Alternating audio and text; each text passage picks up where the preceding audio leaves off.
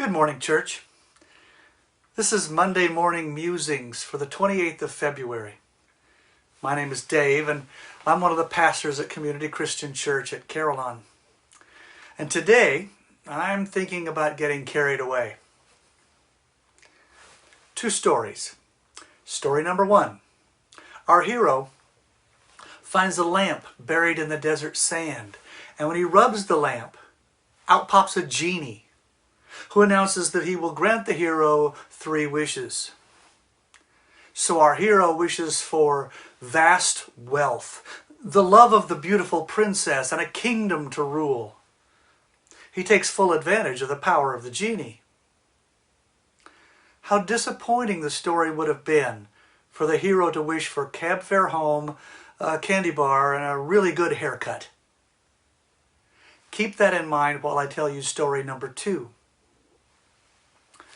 When I became a Christian, one of the changes that occurred in my life was a transition from a life without prayer to a life that suddenly had a whole lot of prayer in it. I was somewhat surprised to learn that Christians prayed a lot.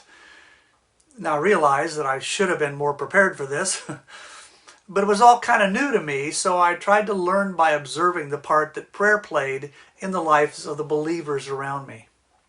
And I found out that praying for others, intercessory prayer, was a pretty big deal for Christians. This was something they seemed to talk a lot about, and I could understand that. But then I noticed something that I didn't understand. When a group of Christians gathered around someone who was in need of healing, for example, their requests to God seemed timid. I would hear prayers for perseverance through the suffering and prayers for strength in coping with whatever was wrong. And those are fine if that's what you really want God to do. But the person being prayed for didn't want help in coping with a problem that wouldn't go away. He wanted the problem to go away. He wanted to hear his friends call out to God for supernatural healing, for the tumor to disappear, for the pain to vanish, for the surgery to suddenly become unnecessary. He wanted a miracle. And instead he was given sympathy and best wishes. We weren't taking full advantage of the power of God. And I didn't get that. Why would we pray for small miracles? It was almost as if we didn't want to put God on the spot. Like we wanted to give God an out, just in case things didn't get better.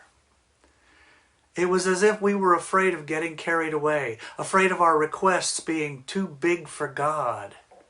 And I thought, really?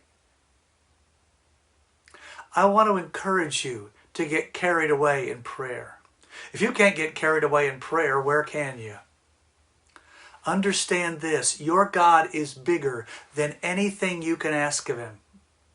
And sure, He may not give you the answer to prayer that you want, but why start out by assuming that God is going to say no?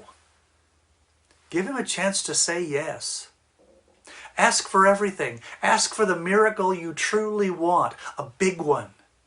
Take advantage of the fact that your God is able to do far more than you could imagine.